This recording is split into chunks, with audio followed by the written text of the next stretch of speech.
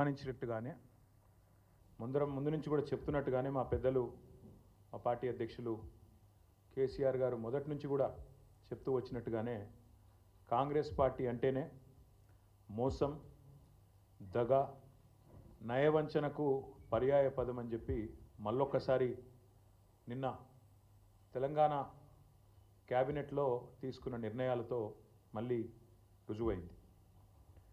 రాజ్యాంగం అమల్లోకి వచ్చిన 75 ఏళ్ల సంబరాల సందర్భంగా దశాబ్దాలుగా కాంగ్రెస్ చేతిలో మోసపోతున్నది రైతన్నలే అనే సందేశాన్ని ఇస్తూ ప్రభుత్వం 15,000 ఇస్తామని చెప్పి 12,000 మాత్రమే అంటూ నిన్న 1,00,000 కండిషన్లు పెట్టి మళ్ళీ ఒకసారి రాజ్యాంగాన్ని అపహాస్యం చేసే విధంగా ఇచ్చిన మాటలకు విలువ లేకుండా జనవరి 26 నాడు రైతు భరోసా పేరిట మోసానికి శ్రీకారం చుడుతున్నది రేవంత్ రెడ్డి ప్రభుత్వం.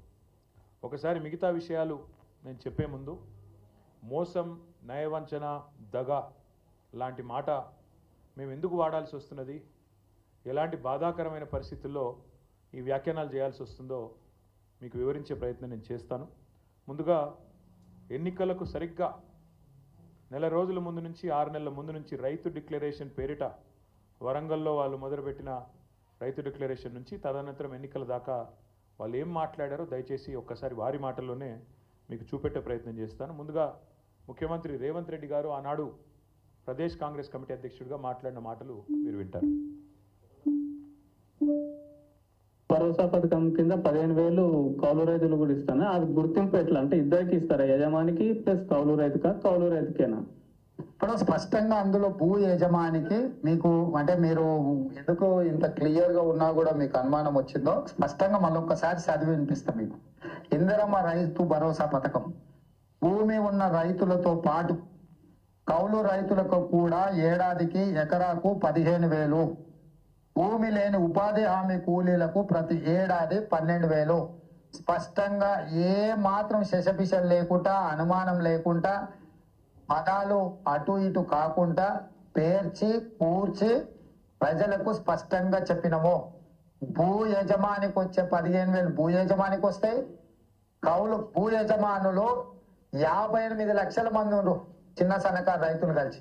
కౌలు రైతు చట్టం తెచ్చినప్పుడు నమోదు చేయించుకునేది 15 లక్షల మంది. ఒకవేళ ఇప్పుడు ఎవరైనా కొత్తగా వచ్చినా కూడా మళ్ళీ నమోదు చేసుకోవడానికి అవకాశం ఇచ్చి చట్టబద్ధత కాంగ్రెస్ పార్టీ చేసింది. సో వాళ్ళందరినీ తీసుకొని ఒక 60 లక్షలు రైతులు ఉన్నారనుకుంటే, ఒక 15 లక్షల వీళ్ళు ఉన్నారనుకుంటే 75 లక్షల మంది అవుతారా, 80 లక్షల మంది అవుతారా, వాళ్ళందరినీ దృష్టిలో పెట్టుకొని ఈ పథకాన్ని మేము ముందుకు తీసుకురావడం జరిగింది. ఎలాంటి అనుమానం లేదు. భూ యజమానికి 15,000 వస్తుంది ఎకరాకు, కౌలు రైతుకు కూడా 15,000 వస్తుంది. కాబట్టి వాళ్లకు వీళ్లకు ఎలాంటి ఏమంటారు కాన్ఫ్లిక్ట్ ఆఫ్ ఇంట్రెస్ట్ ఏం లేదు.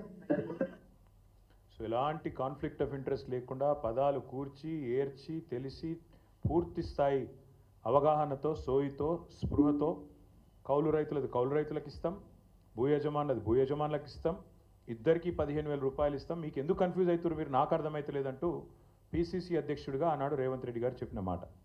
ఆ తర్వాత మా హైకమాండ్ చెప్పింది, నేను చెప్తున్న మాట కాదు ఇది అని సోనియా గాంధీ గారిని ఉటంకిస్తూ వారు చెప్పిన మాట కూడా ఉంది. దయచేసి వినండి. ఎందుకంటే సోనియమ్మనే రైతు భరోసా పథకం కింద ప్రతి ఎకరానికి ప్రతి సంవత్సరానికి రైతులకు సహాయం అందించడానికి కౌలు రైతులతో సహా 15,000 రూపాయలు, నువ్వు 10,000 బిచ్చమేస్తే మేము ఆత్మగౌరవం నిలబెట్టడానికి 15,000 రూపాయలు ఇస్తున్నాం.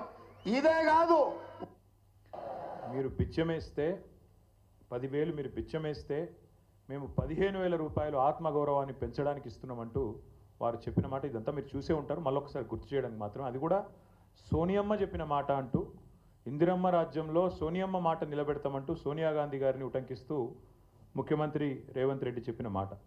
సరే, ఇక్కడ ఈ స్థాయి నాయకులు చెప్తే నమ్ముతలేరేమో అని చెప్పి వరంగల్లో రైతు డిక్లరేషన్ అని ఒక భారీ బహిరంగ సభ పెట్టి వేలాదిగా రైతులను అక్కడ తీసుకొచ్చి రాష్ట్ర వ్యాప్తంగా అక్కడ కూడా ఢిల్లీ నుంచి వచ్చిన రాహుల్ గాంధీ గారితో కూడా ఇదే మాట చెప్పించారు. దయచేసి అది కూడా ఒకసారి రాహుల్ గాంధీ గారి బయట కూడా మీరు వినాలి. हमने वरंगल डिक्लेरेशन किया,